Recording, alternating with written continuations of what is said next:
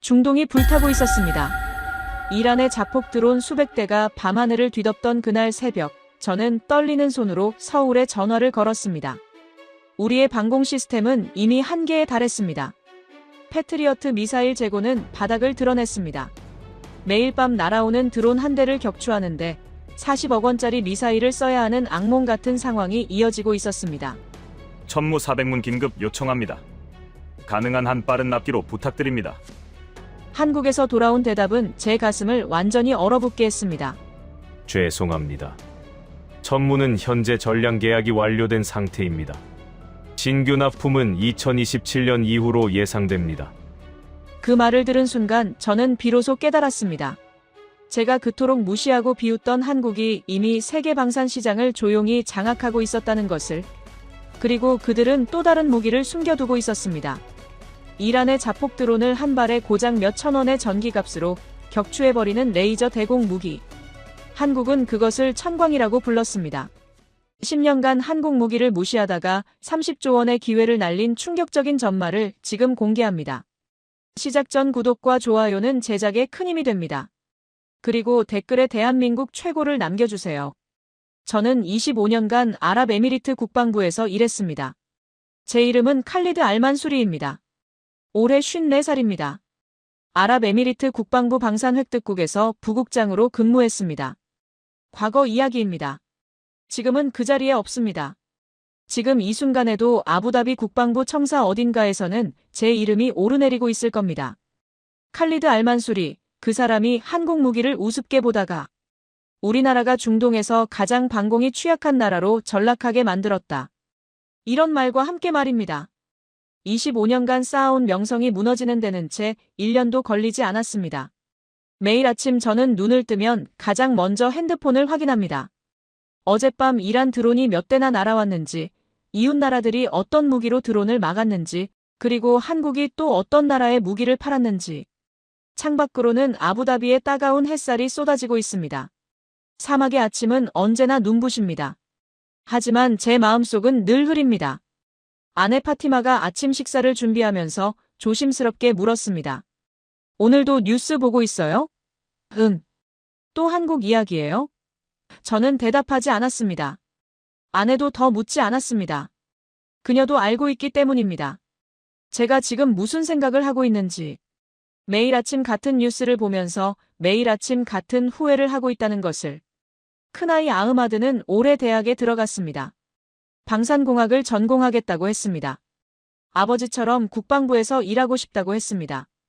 그 말을 들었을 때 저는 고개를 젓고 싶었습니다. 아버지처럼은 되지 마라. 제발 아버지처럼 선입견으로 시대를 놓치는 사람은 되지 말아라. 그렇게 말하고 싶었습니다.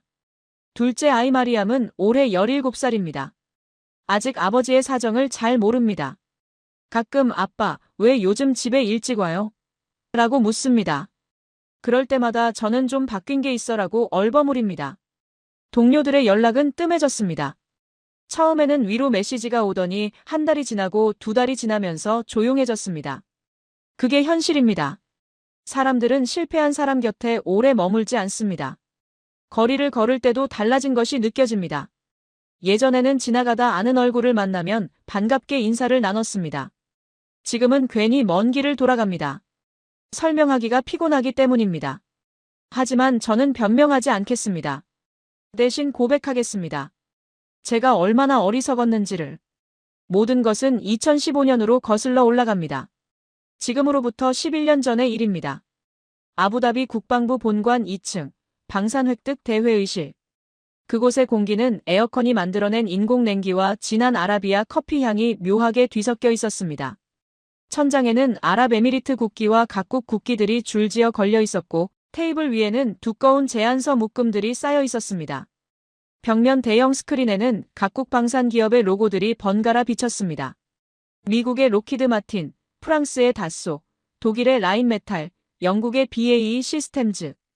그것들이 제가 생각하는 세계 방산의 전부였습니다. 그리고 회의실 한쪽 구석 자리에 한국 측 대표단이 조용히 앉아 있었습니다. 4명이었습니다. 단정한 양복을 입고 두꺼운 서류 묶음을 앞에 두고 있었습니다. 그날이 모든 비극의 시작이었습니다. 하지만 그때는 몰랐습니다. 그 조용한 한국 사람들이 11년 후 제 운명을 바꿔놓을 것이라는 사실을. 2015년 봄이었습니다. 저는 막 방산 획득국 부국장으로 승진한 참이었습니다. 45살. 아랍에미리트 국방부에서 가장 빠르게 승진한 관료 중 하나라는 평가를 받고 있었습니다. 카이로 대학교 공학부를 졸업하고 미국 조지타운 대학에서 안보정책 석사 학위를 받았습니다. 영어, 아랍어, 프랑스어를 구사했습니다. 20년 경력 동안 미국 F-16 전투기 80대 도입 계약, 패트리어트 미사일 방공 시스템 계약, 프랑스 군함 구매 협상 등 굵직한 계약들을 성사시켜 왔습니다. 그 확신이 어디서 왔는지를 말하려면 2년 전으로 거슬러 올라가야 합니다. 2013년 11월이었습니다. 워싱턴 D.C. 조지타운 인근의 한 호텔 연회장.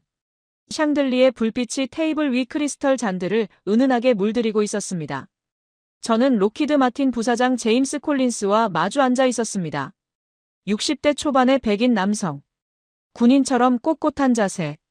처음 악수할 때 느껴지던 단단한 손바닥의 감각이 아직도 기억납니다. 칼리드, 당신 같은 파트너가 있어서 우리도 든든합니다.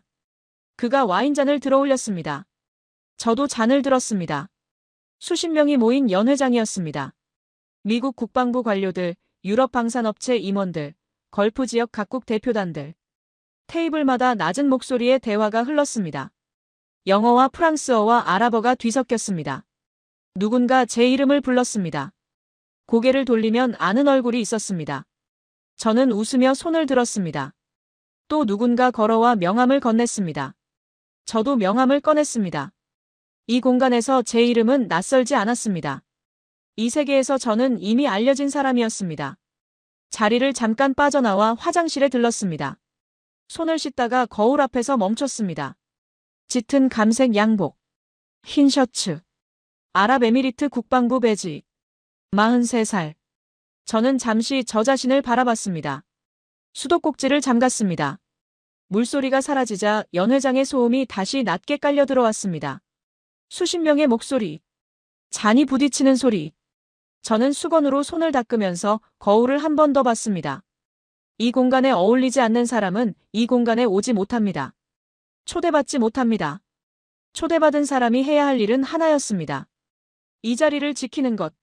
저는 수건을 내려놓고 연회장으로 돌아갔습니다. 연회장으로 돌아오자 제임스 콜린스가 빈잔을 들어 보였습니다. 저는 웃으며 자리에 앉았습니다. 대화가 이어졌습니다. 계약 일정, 기술 이전 조건, 부품 수급 일정. 모든 것이 매끄럽게 맞물렸습니다. 이 세계는 예측 가능했습니다. 저는 그 안에서 편안했습니다. 그로부터 2년 뒤 아부다비 회의실 구석에 조용히 앉아있던 한국 대표단을 처음 봤을 때 저는 무의식 중에 그 연회장을 떠올렸습니다. 여기서 저들의 자리는 어디인가? 저들의 이름을 누가 먼저 부르는가? 저는 아무런 답을 찾지 못했습니다. 그리고 그것으로 충분하다고 생각했습니다. 돌이켜보면 그 순간 저는 이미 틀려 있었습니다. 하지만 틀렸다는 것을 느끼는 사람은 거울 앞에 서지 않습니다. 확신하는 사람이 거울 앞에 섭니다. 그리고 저는 그날 확신했습니다. 그날 세미나는 중동 지역 방산 협력 확대를 주제로 열렸습니다. 미국, 영국, 프랑스, 독일 측이 주요 자리를 차지했고 한국은 말석에 가까운 자리에 앉아 있었습니다. 제 오른쪽에는 압둘라 빈 자이드 장군이 앉아 있었습니다. 62살의 베테랑 군인으로 1990년대 걸프전을 직접 경험한 분이었습니다. 냉정하고 계산적인 분이었습니다. 빤히 보이는 허풍을 극히 싫어하는 사람이었습니다. 제 왼쪽에는 모하메드 알카비 과장이 있었습니다. 36살로 저의 직속 부하였습니다. 분석력이 뛰어나고 꼼꼼한 친구였습니다. 발표가 시작되었습니다. 미국이 먼저 나왔습니다. 화려한 영상과 그래픽으로 패트리어트 PAC-3의 요격 성공 사례들을 보여줬습니다. 영어로 유창하게. 박수 소리가 터졌습니다. 프랑스가 다음이었습니다. 라팔 전투기의 실전 투입 사례. 영국이 그 다음이었습니다. 각자 수십 년의 실전 경험을 내세웠습니다. 회의실에는 활기가 넘쳤습니다. 그리고 한국 차례가 왔습니다. 박재원이라는 50대 초반의 남성이 앞으로 나섰습니다. 유창하지는 않지만 정확한 영어로 발표를 시작했습니다. 저희 한국항공우주산업과 한화디펜스에서는 천무다연장, 로켓 시스템과 국내에서 자체 개발한 방공 기술들을 소개하고자 합니다. 저는 솔직히 그 순간부터 집중하지 않았습니다. 한국 무기를 만든다고 K구 자주포니 K전찬이 하는 이야기는 들어봤습니다. 하지만 그것들이 미국이나 독일 제품과 진지하게 경쟁이 된다고는 생각하지 않았습니다. 전쟁을 겪은 나라가 만든 보조적인 무기 정도라고 여겼습니다. 압둘라 장군이 제 귀에 조용히 속삭였습니다. 칼리드, 한국 무기 실제로 써본 나라가 있나? 글쎄요. 잘 모르겠습니다. 아마 주변 몇 나라들이 소량 구매한 것 정도로 알고 있습니다. 그렇지. 검증이 안 됐어. 우리같이 이란을 코앞에 두고 있는 나라가 검증 안 된 물건을 쓸 수는 없지. 저는 고개를 끄덕였습니다. 맞는 말이라고 생각했습니다. 적어도 그때는 그렇게 생각했습니다. 발표가 끝나고 개별 미팅 시간이 됐습니다. 저는 미국 로키드 마틴, 프랑스 다소 측과의 미팅을 연달아 잡았습니다. 한국 측 테이블에는 시선도 주지 않았습니다. 그런데 돌아가는 길에 모하메드 과장이 조심스럽게 말했습니다. 국장님, 한국 자료를 좀 더 살펴봐야 하지 않을까요? 가격이나 납기 조건이 꽤 좋은 것 같던데요. 저는 대수롭지 않게 손을 저었습니다. 됐어. 우리는 최고를 써야 해. 한국은 아직 더 지켜봐야 할 것 같아. 검증도 안 됐고. 하지만 기술 수준이 생각보다. 모하메드, 우리가 이란을 상대한다는 거 잊으면 안 돼. 제대로 검증된 무기가 필요해. 지금은 그게 미국이고 유럽이야. 그것이 제 첫 번째 실수였습니다. 그 뒤로도 한국 측의 접촉은 여러 번 있었습니다. 한국 대사관 무관이 찾아오기도 했습니다. IDEX 방산 전시회에 한국 방산 업체들이 참가하기도 했습니다. 박재원 씨가 다시 연락을 해오기도 했습니다. 매번 저는 예의 바르게 응대하면서도 진지하게 검토하지 않았습니다. 2016년 여름이었습니다. 한국 측에서 개량형 제안서를 다시 가져왔습니다. 이번에는 공식 미팅을 요청했습니다. 저는 30분 시간을 내줬습니다. 박재원 씨와 동료 2명이 회의실에 들어왔습니다. 그들은 정성껏 준비한 자료를 가져왔습니다. 국장님, 지난 세미나 이후 저희 시스템이 많이 발전했습니다. 특히 드론 대응 능력이 크게 향상됐습니다. 이란이 드론 전력을 빠르게 키우고 있는 점을 감안하면 저는 속으로 코웃음을 쳤습니다. 드론 대응이라고? 이란 드론은 우리 패트리어트면 충분히 막는다. 굳이 한국 시스템을 쓸 이유가 없다. 잘 알겠습니다. 검토해보겠습니다. 저는 자리에서 일어서며 덧붙였습니다. 납기, 가격, 기술 이전, 사후 지원. 이 4가지가 확실히 보장이 되면 그때 다시 이야기합시다. 박재원 씨가 고개를 끄덕이며 메모했습니다. 그 눈빛이 진지했습니다. 하지만 저는 그 말을 진심으로 한 게 아니었습니다. 회의실을 나가면서 자료를 서랍 안에 넣었습니다. 그리고 2017년 봄, 저는 제 경력의 정점이라고 생각한 계약을 성사시켰습니다. 패트리어트 PAC-3 추가 도입. 8개 배터리의 미사일 포함해서 총 5조 3천억 원 규모. 아랍에미리트 방산 조달 역사상 최대 단일 계약이었습니다. 서명식은 아부다비 리츠칼튼 호텔 대연회장에서 열렸습니다. 크리스털 샹들리에가 빛을 뿌리는 화려한 공간에 아랍에미리트 국방장관과 미국 측 대표단이 마주 앉았습니다. 카메라 플래시가 터졌습니다. 악수가 이어졌습니다. 그리고 축배가 울렸습니다. 그날 밤 압둘라 장군, 모하메드 과장, 동료들과 함께 호텔 루프탑에서 저녁을 먹었습니다. 누군가가 외쳤습니다. 이란이 뭘 보내도 이제 우린 끄떡없어. 우리는 크게 웃었습니다. 그날 멀리 텔레비전 화면에 한국 뉴스가 흘렀습니다. 무슨 내용이었는지는 기억나지 않습니다. 그냥 스쳐 지나갔습니다. 그것이 얼마나 중요한 복선이었는지 그때는 몰랐습니다. 2017년 가을 한국 측에서 또 한 번의 제안서가 왔습니다. 이번에는 천무 시스템의 새로운 버전이었습니다. 이름이 바뀌어 있었습니다. 천무. 성능이 크게 향상됐다는 설명이었습니다. 사거리 80km로 확장. 정밀 유도 기능 추가. 드론 대응 능력 대폭 강화. 가격은 미국 하이마스 HIMARS의 70% 수준. 저는 보고서를 훑어보다가 덮었습니다. 하이마스가 있는데 굳이 이걸 살 이유가 있나? 미국이나 유럽이 쓰지 않는 시스템은 불필요한 위험을 감수하는 것과 같아. 제 책상 서랍 안으로 그 보고서가 들어갔습니다.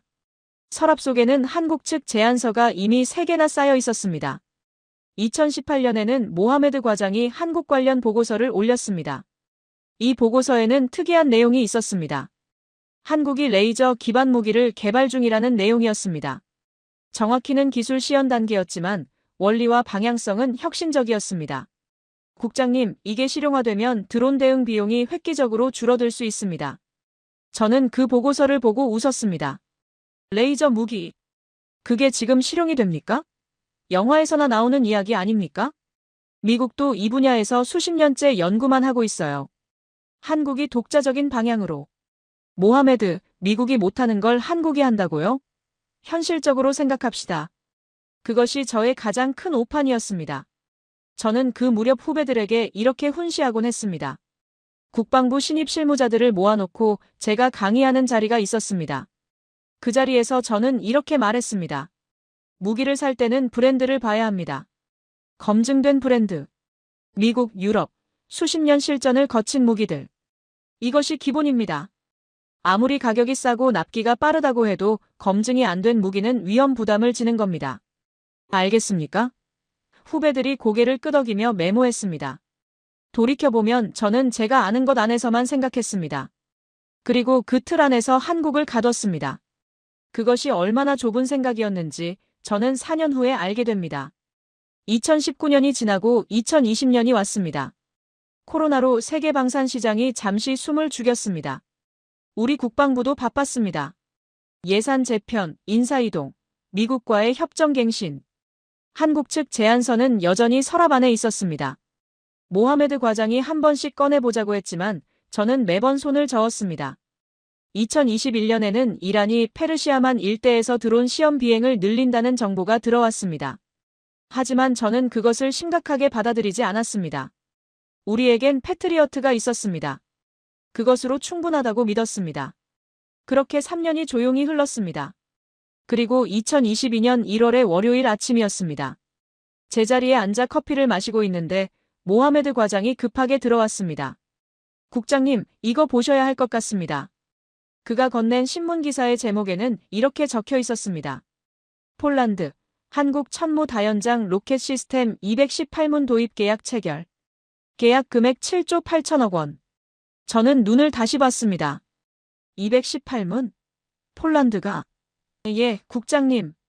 한국 방산 역사상 최대 수출 계약이라고 합니다. 폴란드가 왜 한국 무기를? 러시아가 우크라이나를 침공하면서 동유럽 국가들이 긴급하게 무기를 사야 하는데 미국이나 유럽 무기는 납기가 너무 오래 걸린다고 합니다. 한국은 빠르게 납품한다고요. 저는 입맛을 다셨습니다. 그래도 폴란드는 나토 국가인데 납기가 빠르다는 이유만으로 검증된 무기를 사겠어? 나중에 후회하겠지. 그렇게 생각했습니다. 단순히 급한 나라가 차선책을 선택했다고 여겼습니다. 그러나 그것은 시작에 불과했습니다. 같은 해 8월 루마니아도 한국 천무 54문을 도입하기로 했다는 소식이 왔습니다. 10월에는 에스토니아 6문 계약 뉴스가 나왔습니다. 12월에는 충격적인 소식이 하나 더 들어왔습니다. 사우디아라비아가 한국과 방산 협력 확대 논의에 들어갔다는 것이었습니다. 사우디아라비아. 이란과 지역 패권을 다투는 우리의 가까운 이웃이자 중동의 맹주. 그 나라가 한국 무기를 진지하게 검토하고 있었습니다. 저는 그제야 조금 진지하게 생각하기 시작했습니다. 모하메드 과장에게 한국 방산 전반에 대한 종합 분석 보고서를 작성하라고 지시했습니다. 일주일 뒤 보고서가 나왔습니다. 82페이지 분량이었습니다. 보고서를 펼치자마자 저는 숫자들에 압도당했습니다. 한국 방산 수출 추이였습니다. 2018년 28억 달러, 2019년 33억 달러, 2020년 30억 달러, 2021년 70억 달러, 2022년 173억 달러. 저는 이 숫자를 보면서 잠시 멍해졌습니다. 2022년 173억 달러. 우리 돈으로 약 22조 원. 한 해에 22조 원어치 무기를 팔았다는 겁니다. 그 전에 2.5배. 한국이 언제부터 이렇게 됐나? 보고서를 계속 읽었습니다.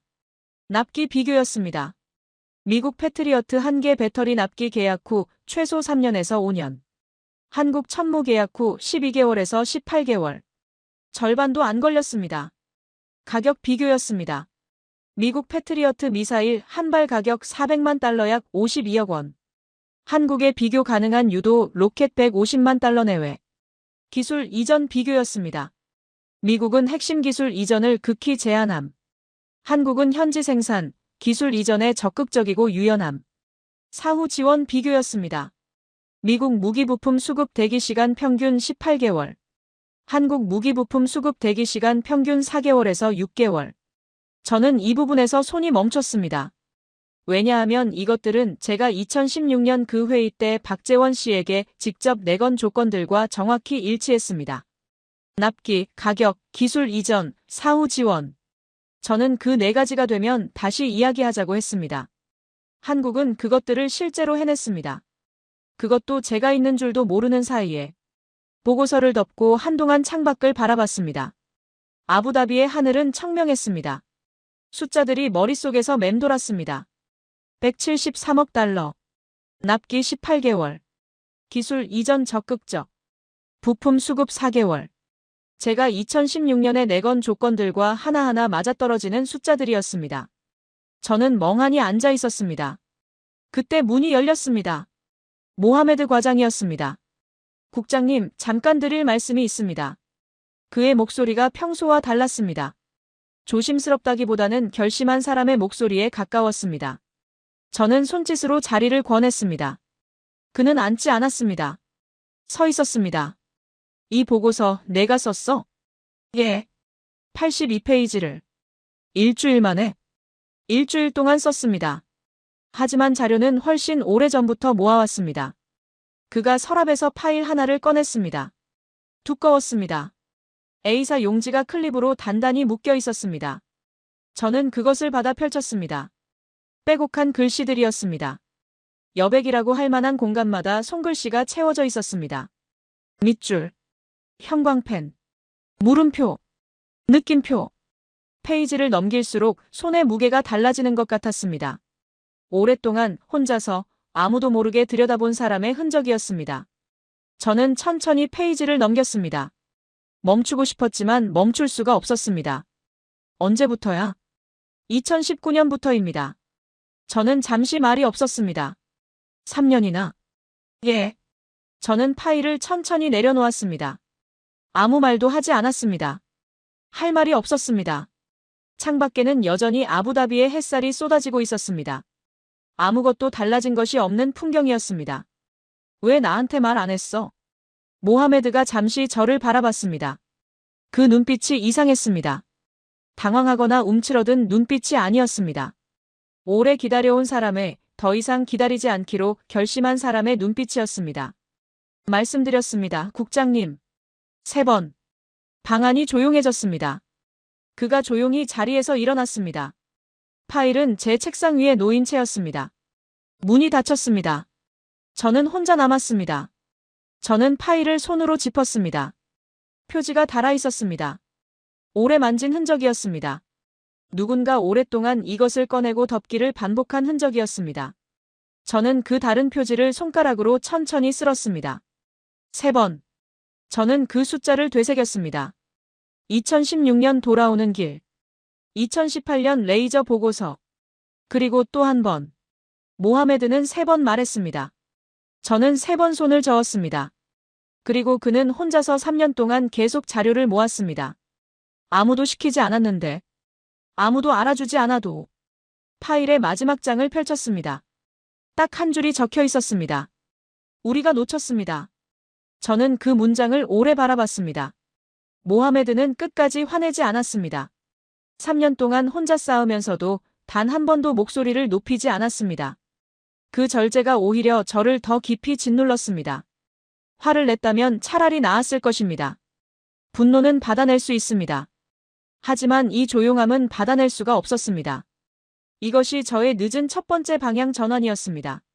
하지만 세상은 이미 빠르게 움직이고 있었습니다. 실제로 저는 한국 측에 연락을 취했습니다.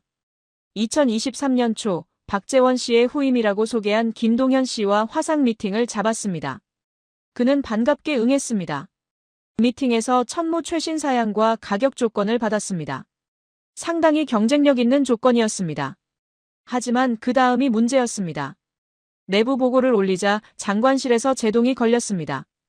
패트리어트가 있는데 왜 한국 무기를 또 사느냐? 미국과의 동맹 관계에서 신호를 잘못 줄 수 있다. 예산 우선순위를 다시 따져봐야 한다는 말도 나왔습니다. 결국 검토 보고서는 반려됐습니다. 저는 한국 측의 내부 사정으로 시간이 더 필요하다고 전했습니다. 김동현 씨는 담담하게 알겠다고 했습니다. 언제든 연락 주십시오라는 말과 함께 2024년에 다시 시도했습니다. 이번에는 천광 레이저 시스템 자료도 함께 받았습니다. 모하메드 과장이 흥분해서 올라왔습니다. 국장님, 이거 진짜입니다. 드론 격추 비용이 전기값 수준입니다. 저도 이번엔 마음이 기울었습니다. 그런데 또 내부에서 막혔습니다. 예산 편성 시기를 놓쳤다는 이유였습니다. 다음해 예산에 반영하자는 말이 나왔습니다. 다음해라면 2025년 예산이었습니다. 2025년 2월 7일 새벽 3시였습니다. 예산 논의가 막 시작되려던 바로 그 시점이었습니다. 저는 숙면 중이었습니다. 아부다비의 밤 공기는 사막 특유의 건조하고 서늘한 냄새를 풍기고 있었습니다. 아내 파티마는 제 옆에서 조용히 자고 있었습니다. 그때 핸드폰이 울렸습니다. 긴급 호출이었습니다. 국장님, 지금 당장 상황실로 오셔야 합니다. 이란이 대규모 드론 공격을 시작했습니다. 잠에서 덜 깬 채로 옷을 걸치고 뛰었습니다. 차에 오르자마자 라디오를 켰습니다. 아랍 뉴스가 흘러나왔습니다. 폭발음, 경보 사이렌, 현지 기자의 격양된 목소리.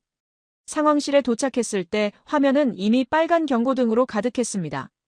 이란 혁명수비대가 이라크 바그다드, 시리아 데이르 에조르, 바레인 마나마의 미군 기지 6곳을 향해 드론과 탄도 미사일 복합 공격을 퍼붓고 있었습니다.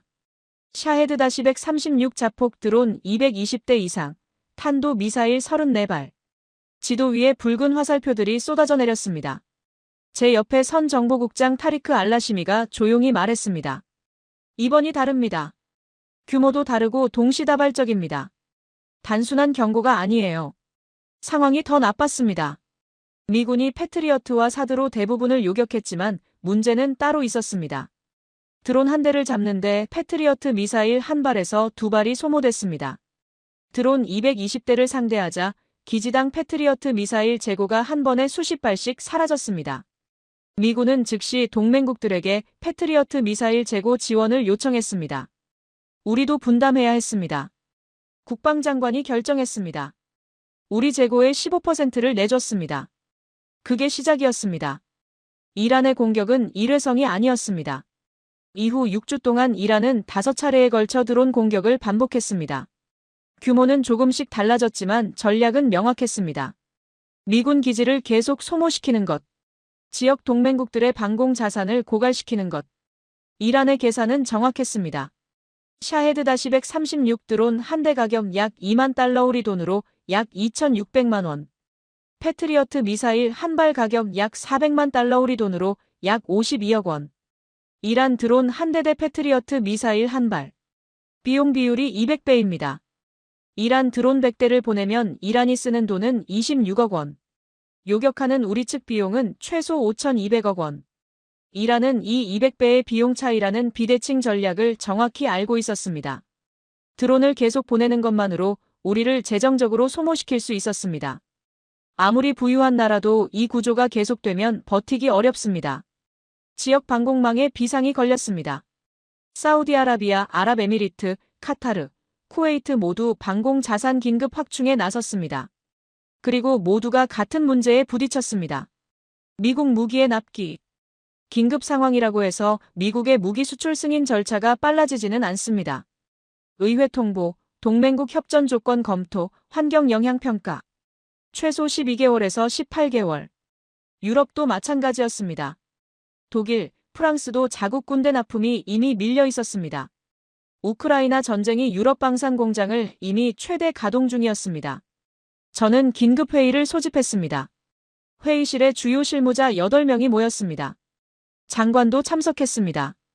6개월 내로 드론 대응 방공 자산을 늘릴 수 있는 현실적인 방법이 무엇입니까? 잠시 침묵이 흘렀습니다. 그러더니 모하메드 과장이 조심스럽게 입을 열었습니다. 한국입니다, 국장님. 방안이 조용해졌습니다. 한국 천무가 드론 대응 능력이 있다고 합니다. 납기도 18개월 이내이고요. 압둘라 장군이 팔짱을 끼며 고개를 끄덕였습니다. 검토해봅시다. 드디어 10년 만에 저는 진지하게 한국 무기를 들여다보기 시작했습니다. 조사 결과가 빠르게 나왔습니다. 천무, 정식 명칭 K239 천무 개량형의 재원이었습니다. 사거리 80km, 1문당 로켓 12발 탑재, 정밀 유도 기능 기본 장착, 소형 드론 및 중형 드론 대응 기능 추가, 미국 하이마스 HIMARS 시스템과 동급 성능으로 평가받는 중. 납기 계약 후 12개월에서 18개월. 가격 1문당 약 60억 원으로 하이마스 대비 70% 수준.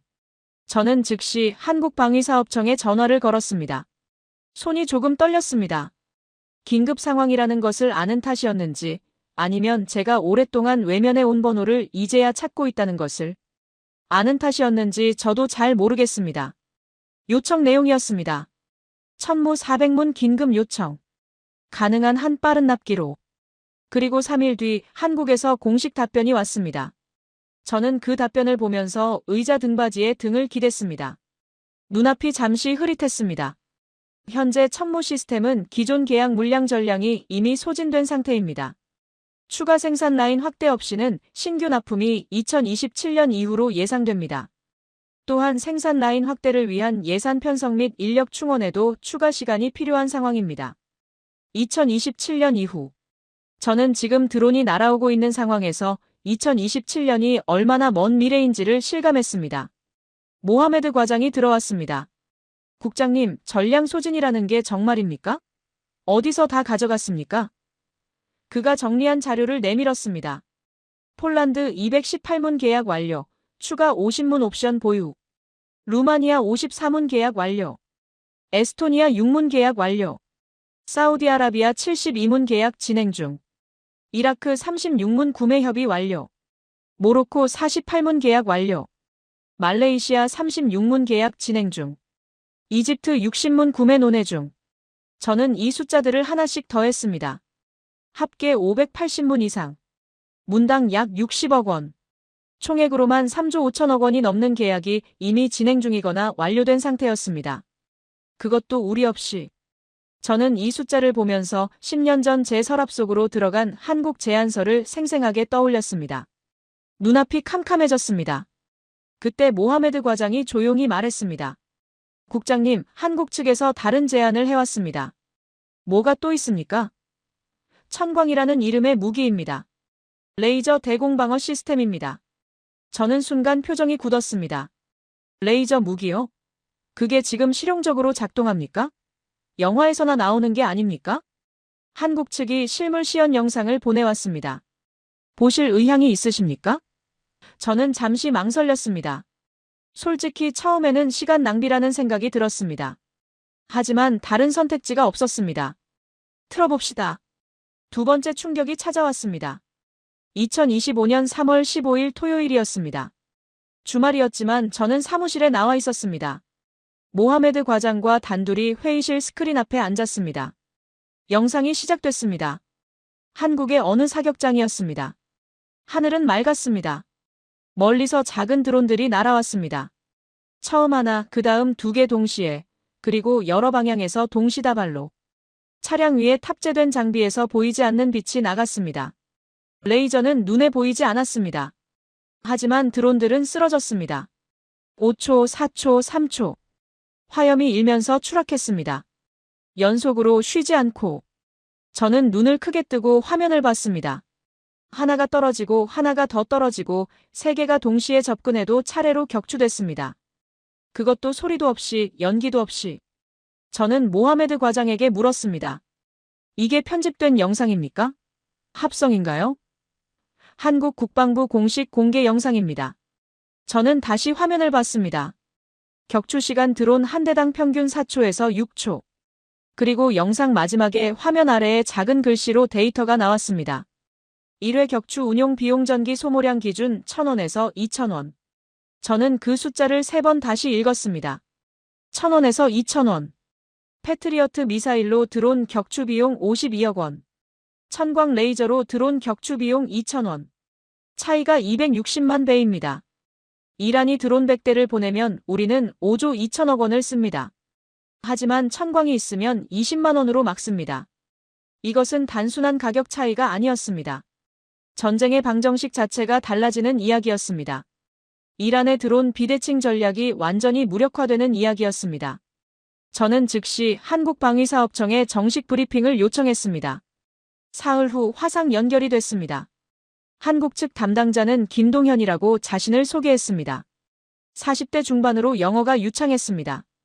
침착하고 자신감 있는 표정이었습니다. 하지만 결코 거만하지 않았습니다. 천광 블록1 시스템을 소개하겠습니다. 천광의 공식 재원이었습니다.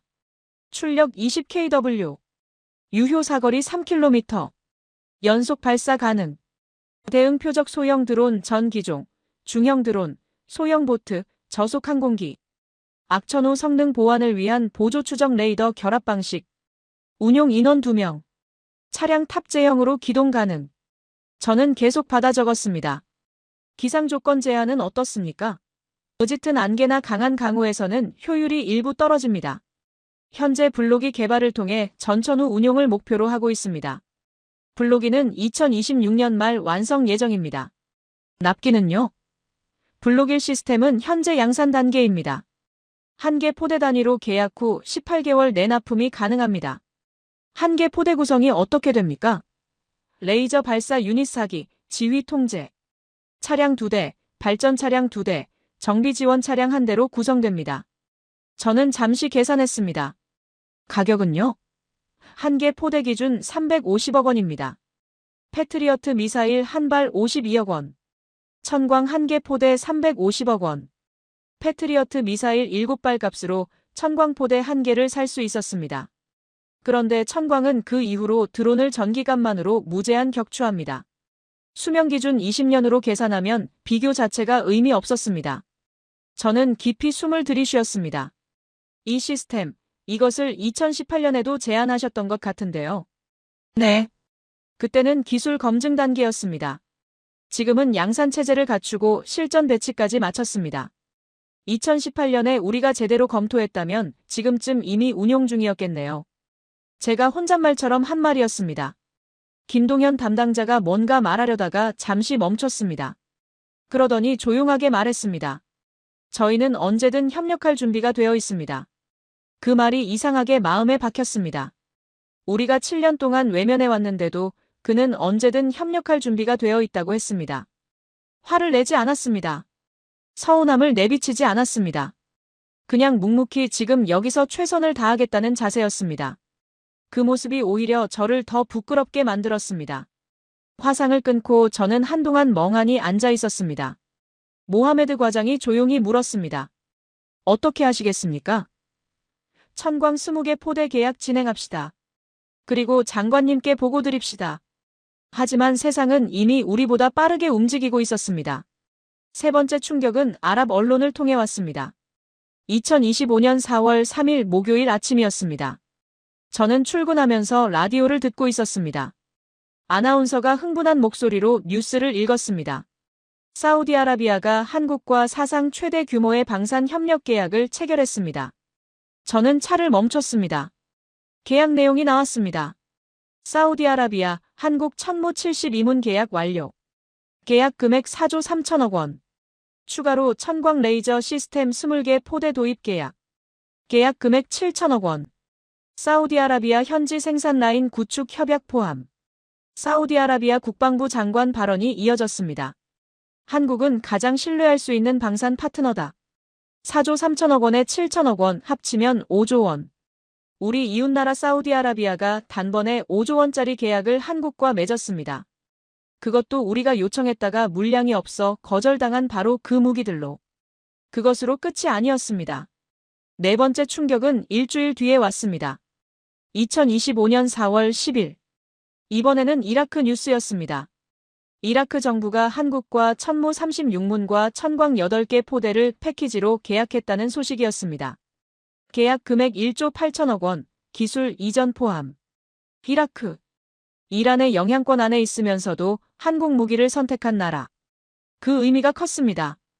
다섯 번째 충격은 그로부터 2주 뒤였습니다. 2025년 4월 24일 영국 방산 전문지 제인스 디펜스 위클리가 분석 기사를 실었습니다. 내용은 충격적이었습니다. 한국 천광 레이저 시스템, 중동 드론 방어의 게임 체인저 등급. 미국 및 유럽 경쟁 제품 대비 비용 효율성 100배 이상 우위. 이란의 드론 비대칭 전략을 무력화할 유일한 현실적 대안으로 평가받고 있음. 저는 이 기사를 스크린 앞에서 3번을 읽었습니다. 이스라엘 방산업계 전문가의 코멘트도 실려 있었습니다. 우리는 한국이 이것을 만들고 있다는 것을 알았습니다. 하지만 이렇게 빨리 양산체제를 갖출 줄은 몰랐습니다. 미국 싱크탱크 국제전략문제연구소 CSIS의 평가도 있었습니다. 천광은 드론 비대칭 전쟁의 구조적 취약점을 해결하는 혁신적 솔루션이다. 패트리어트 의존도를 극적으로 낮출 수 있다. 그런데 이 기사에서 저를 가장 놀라게 한 내용은 따로 있었습니다. 한국이 천광 기술을 처음 구상한 것이 2013년이었다는 대목이었습니다. 12년 동안 묵묵히 연구하고 개발했다는 것이었습니다. 제가 레이저 무기 영화에서나 나오는 거 아닙니까? 라고 비웃던 바로 그 시점에 한국은 이미 진지하게 개발하고 있었습니다. 저는 창밖을 바라봤습니다. 아부다비의 하늘은 여느 때처럼 맑고 청명했습니다. 하지만 그 하늘이 유난히 높고 멀게 느껴졌습니다. 모든 소식을 종합해 보았습니다. 저는 천천히 숨을 들이쉬었습니다. 그리고 읽기 시작했습니다. 폴란드 천무 218문 계약 완료 약 7조 8천억 원. 루마니아 천무 54문 계약 완료 약 1조 9천억 원. 사우디아라비아 천무 72문 천광 20개 포대 약 5조 원. 이라크 천무 36문 천광 8개 포대 약 1조 8천억 원. 이집트 천무 60문 계약 진행 중 약 2조 2천억 원. 말레이시아 천무 36문 계약 완료 약 1조 3천억 원. 손을 멈췄습니다. 더 이상 더 하고 싶지 않았습니다. 하지만 더 해야 했습니다. 합계 580문의 천무와 28개 포대의 천광. 계약 금액 합산만 20조 원을 넘었습니다. 그리고 이 중에서 아랍에미리트의 몫은 얼마였습니까? 0이었습니다. 우리가 받을 뻔한 물량 천무 400문. 가격으로 따지면 2조 4천억 원. 우리가 실제 받은 물량 0문. 차이 2조 4천억 원 전액. 우리가 일찍 움직였다면 받을 수 있었던 천광포대 20개. 실제 계약 현재 협의 중이지만 납기 지연 확실 시. 사우디아라비아 대비 지연 기간 최소 18개월. 저는 그 숫자들을 보면서 한숨을 쉬었습니다. 그리고 그것보다 더 아픈 숫자가 있었습니다. 사우디아라비아가 확보한 현지 생산 라인 협약. 그것은 앞으로 한국 기술을 바탕으로 사우디 땅에서 방산 제품을 직접 생산하게 된다는 의미입니다. 그 경제적 가치는 장기적으로 10조 원을 훌쩍 넘는다는 분석이 나왔습니다. 우리가 먼저 움직였다면 그것이 우리 것이 될 수 있었습니다. 2025년 5월 중순, 저는 장관에게 불려갔습니다. 장관실은 아부다비 국방부 최상층에 있었습니다. 창문 너머로 페르시아만의 푸른 바다가 내려다 보였습니다. 그 멋진 경관이 오히려 저를 더 초라하게 만들었습니다. 오후에 햇살이 사선으로 내리비쳤습니다. 장관은 제 보고를 다 듣고 나서 한동안 창밖을 바라봤습니다. 칼리드. 예, 장관님. 솔직하게 대답하시오. 한국 무기를 5년 전에 도입할 기회가 있었소? 저는 무거운 입을 열었습니다. 있었습니다. 왜 안 했소? 제가 판단을 잘못했습니다. 한국 무기를 과소평가했습니다. 그리고 이란의 위험 양상이 드론 중심으로 바뀔 것을 미리 읽지 못했습니다. 장관이 오랫동안 말이 없었습니다. 피해를 정리해봤소? 저는 보고서를 내밀었습니다. 시선을 피하고 싶었습니다. 하지만 피할 수 없었습니다. 직접 손실. 놓쳐버린 천무 조기 도입 기회로 인한 방공 격차, 현재 긴급 대안 확보를 위한 추가 비용 약 2조 1천억 원. 이란 드론 공격 대응을 위해 과도하게 소모된 패트리어트 미사일 보충 비용 약 1조 8천억 원. 사우디아라비아가 확보한 현지 생산 라인을 우리가 먼저 선점할 수 있었던 기회 비용 추정 5조 원 이상. 천광 레이저 조기 도입 실패로 인한 방어 격차 기간 동안 추가 소모된 재래식 미사일 비용 약 8천억 원. 읽는 동안 장관은 아무 말도 하지 않았습니다. 그 침묵이 어떤 말보다 무거웠습니다. 전략적 기회비용. 중동 최선진 드론 방어 국가지휘 상실, 국제방산 협력 흐름에서의 소외. 추정 10조 원 이상. 합계 20조 원에 육박하는 손실과 기회비용이었습니다. 장관이 고개를 천천히 끄덕였습니다. 칼리드. 예, 장관님. 우리 국방부 방산 획득팀 전체를 재구성할 계획이요. 새로운 방향이 필요하오. 저는 그 말이 무엇을 의미하는지 즉시 알았습니다. 알겠습니다. 사직서를 제출하겠습니다. 고맙소. 짧은 대화였습니다. 25년 경력이 이렇게 끝났습니다. 한 줄의 대화로. 장관실 문을 닫았습니다. 복도는 조용했습니다. 에어컨 소리만 낮게 깔려 있었습니다. 저는 잠시 그 자리에 서 있었습니다. 한 발을 내딛어야 한다는 것을 알면서도 발이 움직이지 않았습니다. 몇 초였는지 모릅니다. 걸었습니다. 대리석 바닥에 제 구두 소리가 울렸습니다. 이 복도를 수천 번은 걸었을 겁니다. 언제나 어딘가로 향하는 발걸음이었습니다. 회의실로, 장관실로, 브리핑실로. 오늘은 달랐습니다. 걸음에 목적지가 없었습니다. 그냥 걷고 있었습니다. 예전에는 이 복도에서 항상 누군가 먼저 말을 걸었습니다. 국장님, 잠깐요. 국장님, 오늘 회의가.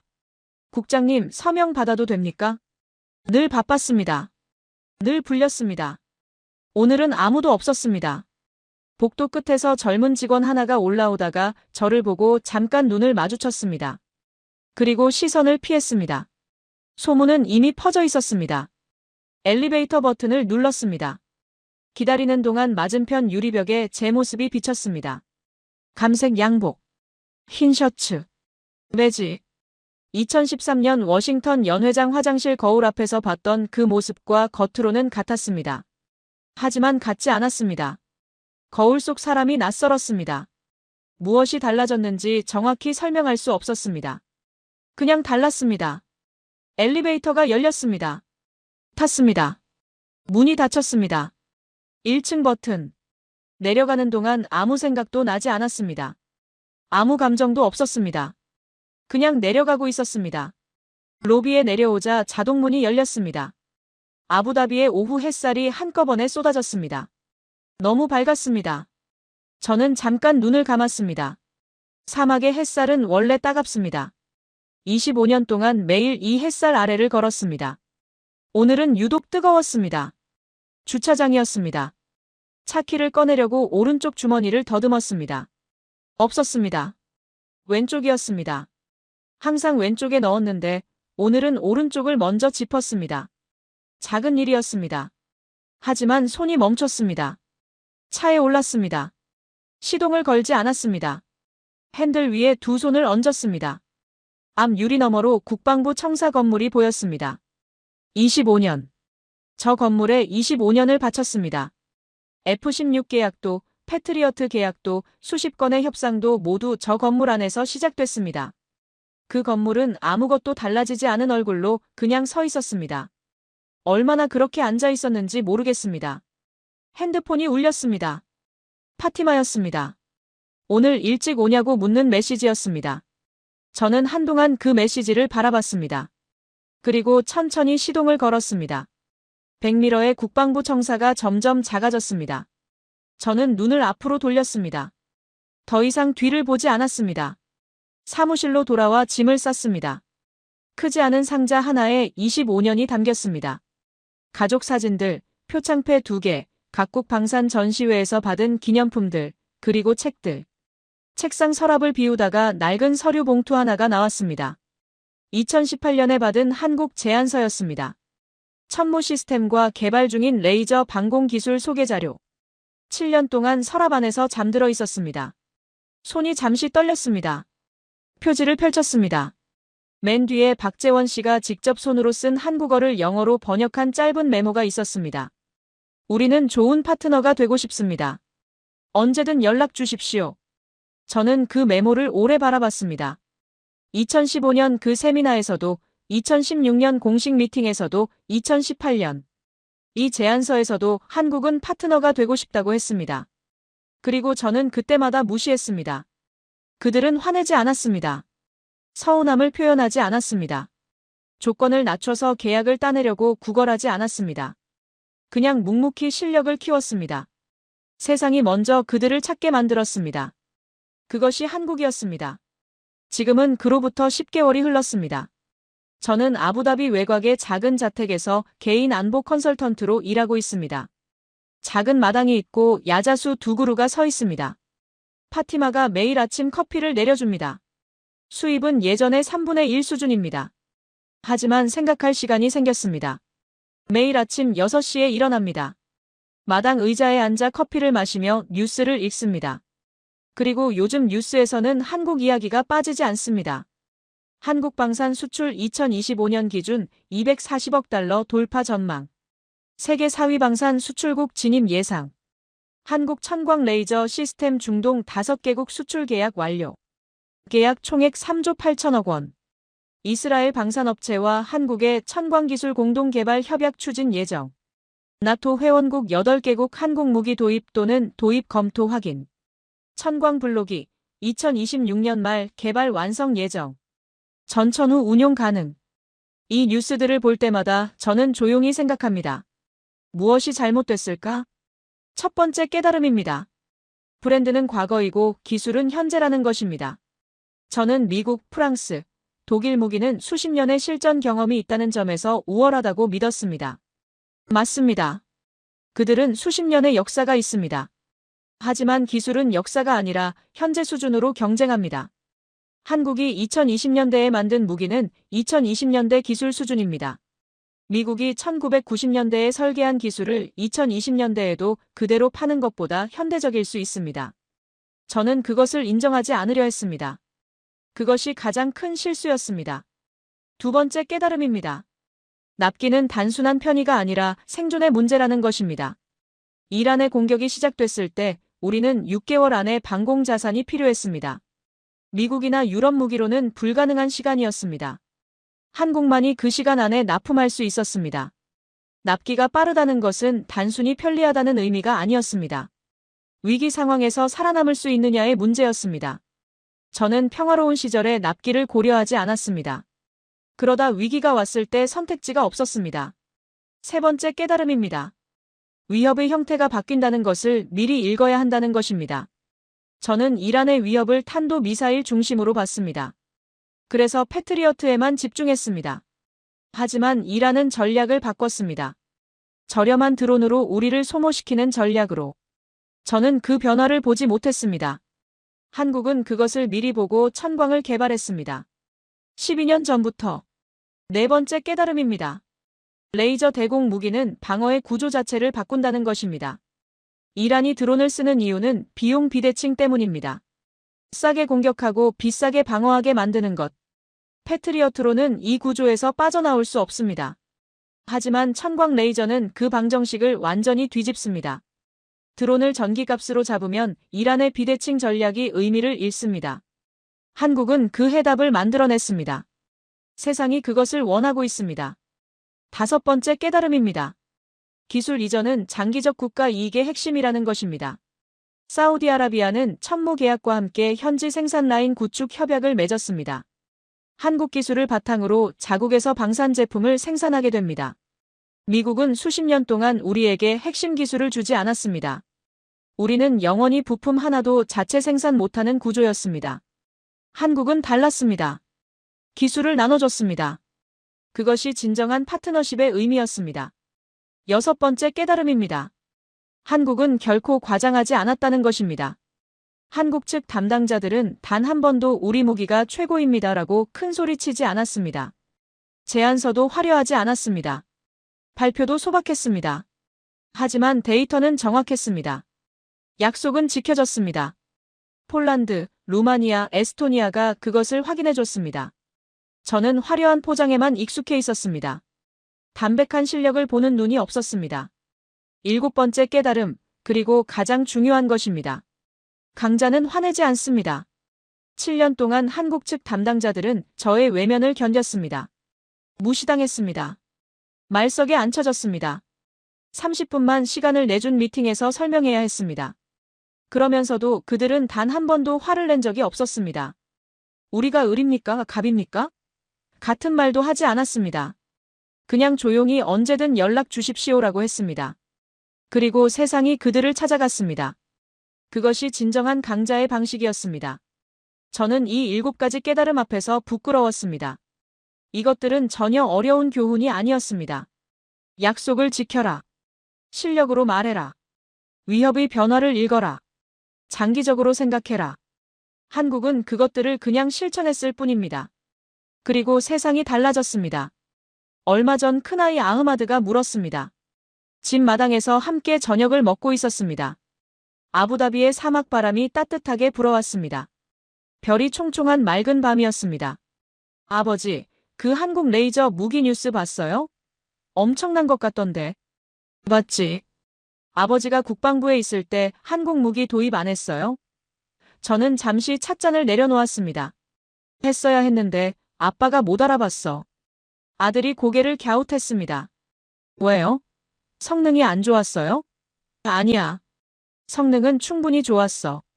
아빠가 선입견이 있었어. 미국 무기, 유럽 무기가 최고라고 너무 굳게 믿었거든. 한국은 그보다 아래 어딘가에 있다고 생각했어. 아들이 잠시 생각하다가 말했습니다. 근데 지금 전 세계가 한국 무기 사잖아요. 그래, 맞아. 그럼 아버지 판단이 틀렸던 거네요. 응. 틀렸어. 크게. 아들은 더 묻지 않았습니다. 파티마가 조용히 제 손을 잡았습니다. 아무 말도 하지 않았습니다. 그냥 손을 잡아줬습니다. 그 따뜻함이 가슴에 오래 남았습니다. 만약 10년 전으로 돌아갈 수 있다면 저는 이렇게 하겠습니다. 첫째, 2015년 그 세미나에서 회의실을 나가기 전에 한국 대표단 테이블로 직접 걸어가 인사를 나눴을 것입니다. 제 명함을 직접 줬을 것입니다. 좀 더 자세히 이야기를 나눠봅시다라고 했을 것입니다. 둘째, 2018년 박재원 씨가 들고 온 제안서를 서랍에 넣지 않고 장관에게 들고 갔을 것입니다. 이것을 진지하게 검토해야 합니다라고 보고했을 것입니다. 셋째, 이란의 드론 전력 확대 추이를 더 일찍 분석했을 것입니다. 탄도 미사일만 보지 않고 드론 위협에도 대비했을 것입니다. 그리고 천광을 그 해답으로 더 일찍 받아들였을 것입니다. 그랬다면 지금쯤 아랍에미리트는 중동에서 가장 선진적인 드론 방어 체계를 갖춘 나라가 됐을 것입니다. 한국 기술을 바탕으로 자체 생산도 하면서 이란의 드론 위협에 가장 효과적으로 대응하는 나라로. 그 기회를 저는 놓쳤습니다. 지금 저는 아부다비 외곽 자택에서 개인 안보 컨설턴트로 일하고 있습니다. 오늘은 낮에 한 민간 기업 임원과 면담이 있었습니다. 중동 방산 시장 흐름을 분석해달라는 의뢰였습니다. 저는 1시간 동안 이야기했습니다. 이란 드론 위협의 구조, 패트리어트의 한계, 그리고 레이저 대공 무기가 왜 필요한지에 대해서 10년 전에 했어야 할 이야기를 이제 남에게 설명하며 돈을 받고 있습니다. 아이러니한 일입니다. 면담을 마치고 집으로 돌아오는 길. 라디오에서 뉴스가 흘러나왔습니다. 한국 천광 레이저 시스템 중동 6번째 수출 계약 체결 확정. 현재 총 수출 계약 포대수 48개 포대. 계약 금액 합산 4조 2천억 원. 저는 그 숫자를 들으며 가만히 커피잔을 내려놓습니다. 지금 한국과 먼저 손잡은 나라들의 모습은 이렇습니다. 폴란드는 천무를 납품받아 동유럽 최강의 지상군 원거리 타격 전력을 갖추게 됐습니다. 현지 생산 라인도 구축 중이어서 추가 일자리 창출 효과까지 기대하고 있습니다. 사우디아라비아는 천광 레이저로 예멘 드론 공격을 전기값으로 막고 있습니다. 연간 절감하는 방위비가 수조 원에 달한다는 분석이 나왔습니다. 이란의 비대칭 드론 전략이 사우디 앞에서는 의미를 잃었습니다. 그리고 아랍에미리트는 지금도 비싼 패트리어트 미사일로 이란 드론을 상대하고 있습니다. 이 대비가 참혹합니다. 하지만 저는 한 가지를 압니다.